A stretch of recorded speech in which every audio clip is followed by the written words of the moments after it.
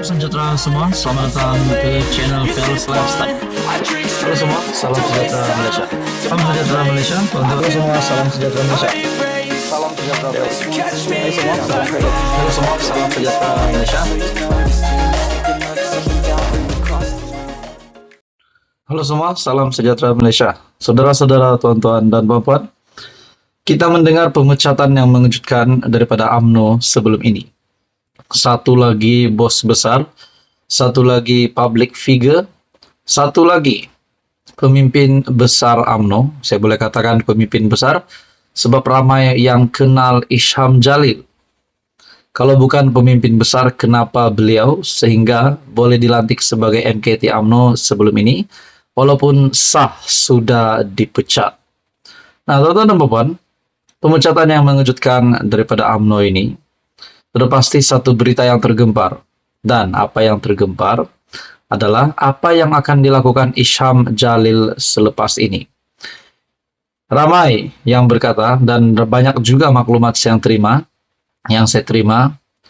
Sebab utama Isham Jalil dipecat adalah beliau seringkali menyerang Presiden UMNO sendiri, presidennya sendiri, Ahmad Zahid Hamidi, dan kita juga dapat melihat penolakan Isham Jalil terhadap gabungan ataupun kerjasama bersama DAP yang membuatkan beliau sehingga dipecat. Nah, saudara-saudara yang amat dihormati, rupanya pemecatan Isham Jalil ini, mungkin ada yang tertanya, adakah Isham Jalil dipecat sebagai MKT sahaja? Tetapi apa yang kita tahu, cerita yang kita tahu, beliau sebelum dipecat pun sudah dikeluarkan daripada grup WhatsApp. Mungkin kita sudah boleh membuat kesimpulan beliau akan dipecat habis daripada UMNO. Nah, di mana masa depan cerah Isham Jalil? Saudara-saudara, menurut ulasan daripada Syabuddin yang berkata, Isham Jalil harus cepat masuk bersatu, masa depan politiknya cerah di situ. Walaupun belum ada pengumuman rasmi, Isham Jalil sebenarnya sudah pun dipecat daripada UMNO. Beliau dipecat dalam mesyuarat MT UMNO yang tidak dihadirinya. Selain beberapa ahli MT UMNO yang hadir dalam mesyuarat telah mengesahkan pemecatan itu. Penyingkiran Isham daripada grup WhatsApp tambah mengukuhkan lagi perkara itu. Jika tidak dipecat, kenapa beliau dikeluarkan daripada grup WhatsApp?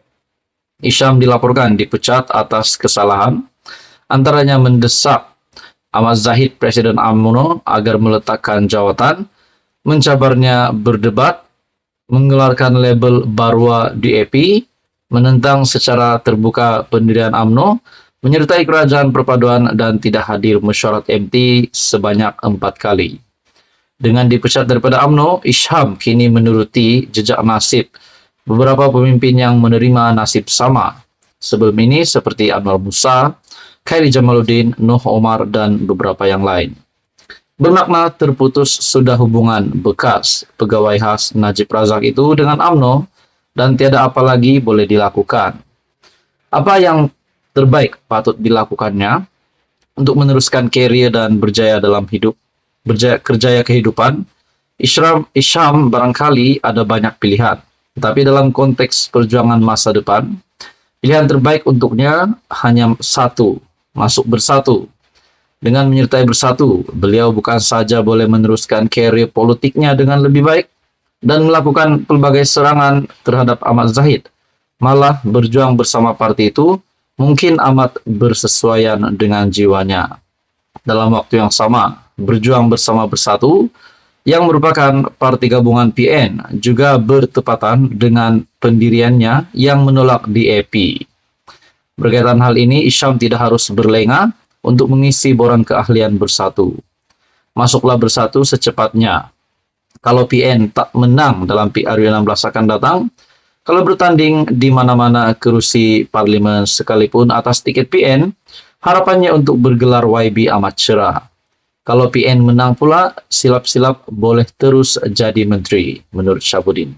Jadi saudara-saudara, apa komen Anda? Sekian saja, teruskan bersama di dalam channel ini. Halo semua, salam sejahtera Malaysia, tuan-tuan dan puan yang saya amat hormati semua. Kembali lagi bersama di dalam channel ini dengan satu lagi isu hangat, satu lagi info yang hangat. Saudara-saudara, satu perkongsian yang mengejutkan di mana disahkan salah satu menteri yang mengalami satu masalah ataupun mengalami satu berita duka cita. Dan ini pasti mengejutkan kepimpinan politik Malaysia juga rasanya. Selepas disahkan salah satu menteri, anak kepada menteri disahkan sudah meninggal dunia. Nah, teman-teman dan puan yang amat dihormati, ada saja pergolakan politik yang berlaku.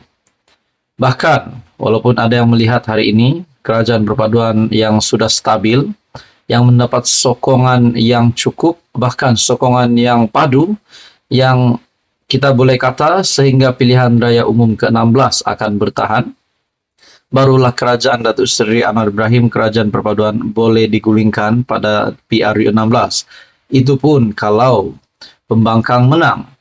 Tapi saudara-saudara yang amat dihormati, ini pergolakan politik ini, pergolakan yang berlaku ini bukan di Malaysia, tetapi disahkan anak menteri, disahkan meninggal dunia, dan ini pasti mewujudkan kepimpinan politik Malaysia. Satu artikel daripada Harapan Daily berkongsi, selepas lebih 60 hari mengganas, anak menteri Israel mati di Gaza. Selepas lebih 60 hari Israel mengganas, anak menteri kabinet Israel dan bekas ketua tentera Gadi Eisenkot terbunuh dalam genosid dilakukan rejim itu di Gaza. Berita yang menyedihkan Perdana Menteri Benjamin Netanyahu dimaklumkan pemimpin Parti Perpaduan Nasional Benny Gantz. Eisenkot dan Gantz juga bekas ketua tentera, menyertai kerajaan penjenayah Netanyahu sejurus selepas serangan Hamas pada 7 Oktober yang mendorong pengeboman bertalu-talu antara paling dahsyat dalam sejarah moden manusia. Walau bagaimanapun, tentera tidak memberikan butiran tepat mengenai kematian Gal Meir Ainscott, 25. Hanya dimaklumkan dia terbunuh dalam pertempuran di utara Gaza yang dilabel wilayah itu oleh tentera Israel sebagai pusat organisasi keganasan Hamas. Bersama-sama dengan seluruh Israel, saya menghantar sokongan saya kepada Gadi dan kepada seluruh, kata Gantz dalam satu kenyataan. Dalam ucapan takziah, Netanyahu berkata dia sedih dengan kejadian itu. Rancangan Israel mengusir rakyat Palestin menyaksikan pembunuhan lebih kejam selepas gencatan senjata apabila sengaja menyerang kenderaan pasukan penyelamat dan ambulans. Saudara-saudara, ini pasti satu lagi berita yang hangat yang mengejutkan politik Malaysia. Teman-teman, sekian saja. Teruskan bersama di dalam channel ini.